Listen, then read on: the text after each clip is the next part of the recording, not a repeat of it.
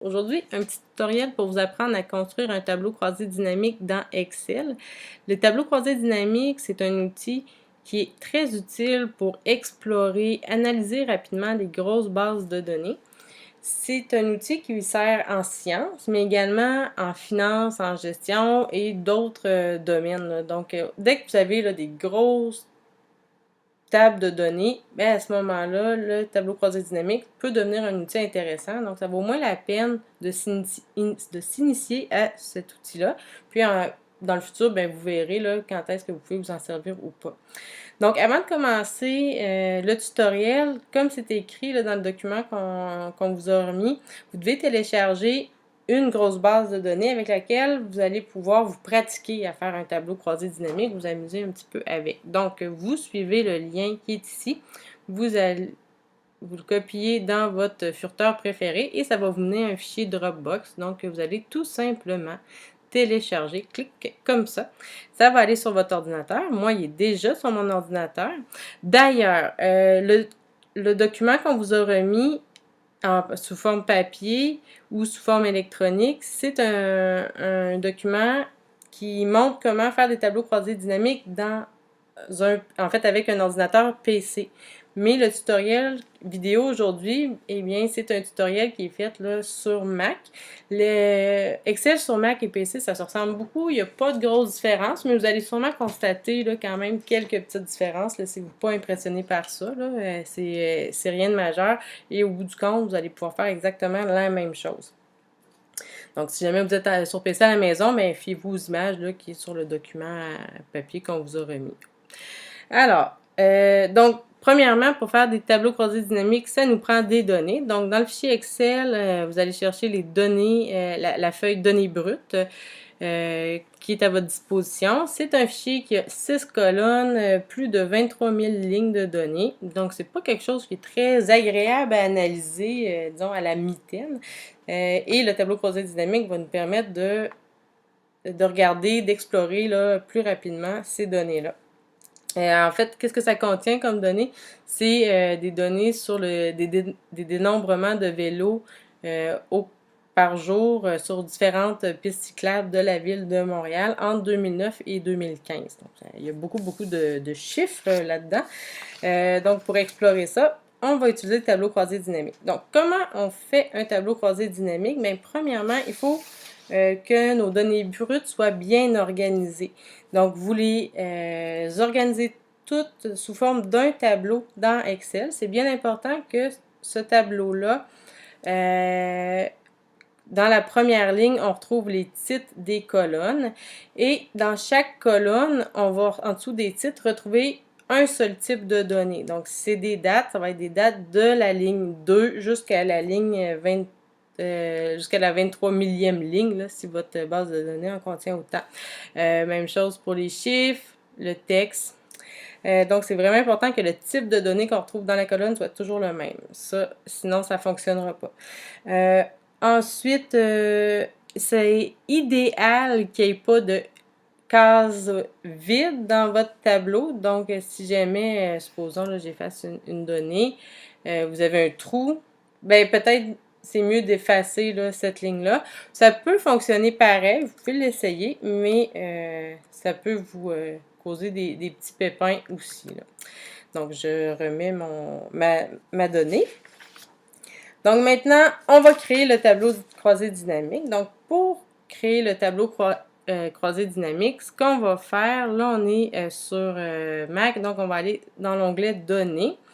On va aller cliquer ici sur Tableau croisé dynamique. On va prendre la petite flèche qui est à droite de l'onglet et on va le faire de façon manuelle. Parce qu'automatique, il va faire ça à sa manière, puis c'est peut-être pas vraiment ça que vous voulez. Donc, moi, je suis un peu control freak, je préfère le faire tout seul. Donc, vous devez d'abord dire quelles données vous voulez analyser. Donc, moi, je vais sélectionner les colonnes A à F. Pourquoi je sélectionne les colonnes? C'est parce que je me dis que peut-être dans le futur, je vais vouloir rajouter les données 2016, 2017, 2018, 2020 à cette charmante base de données-là. Donc, je veux que quand je vais actualiser mes tableaux croisés dynamiques que j'aurais fait, mais ça se fasse tout seul, ça va me sauver beaucoup, beaucoup de temps. Mais sinon, vous pourriez sélectionner vraiment juste les données qui vous intéressent. Ensuite, vous devez choisir l'emplacement du tableau croisé dynamique. Donc, moi, je le fais toujours sur une nouvelle feuille de calcul. Comme ça ne vient pas empiéter là, sur du travail que j'ai déjà fait. Donc, là, ce que Excel il fait, c'est un tableau croisé dynamique qui est vide. Donc, mais maintenant, ce qu'on va faire, c'est qu'on va lui dire quoi mettre ou comment organiser, dans le fond, les données. Ah, un petit détail, astuce. Supposons que, hop, la boîte de dialogue là, qui était ici à droite disparaît. Tout ce que vous avez à faire, c'est de cliquer dans votre tableau croisé dynamique qui est vide et voilà, magie, ça réapparaît. C'est vraiment super. Donc, paniquez pas, si jamais ça disparaît, vous savez quoi faire. Donc, maintenant, on va ajouter les champs au tableau croisé dynamique. Donc, pour le faire, c'est vraiment simple. Vous cliquez sur les champs à placer et vous faites juste les glisser dans le fond là où vous voulez. Donc, moi, je vais mettre le mois comme filtre de mon tableau croisé dynamique. Ensuite, je vais mettre les stations, qui sont les endroits là, où on dénombrait les vélos au niveau de mes colonnes.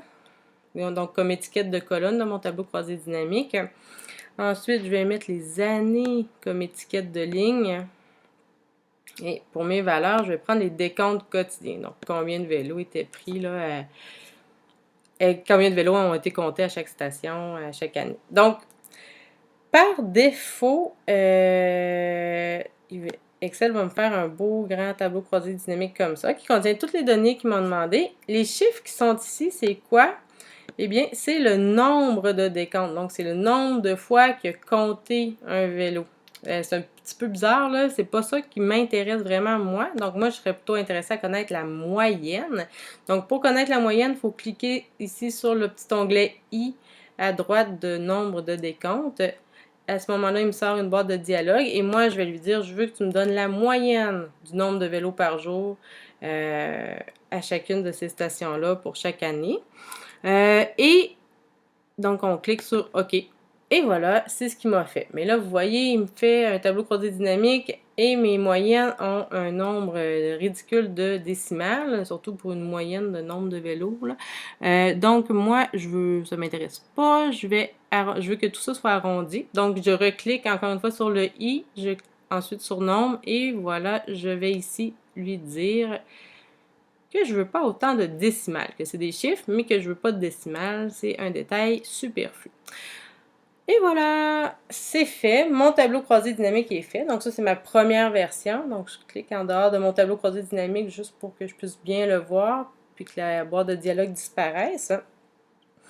Puis là, ben, ça me permet de visualiser un petit peu mes données. Puis là, je remarque que ben, il y a plein de stations, dans le fond, qui n'ont pas des données sur toutes les années.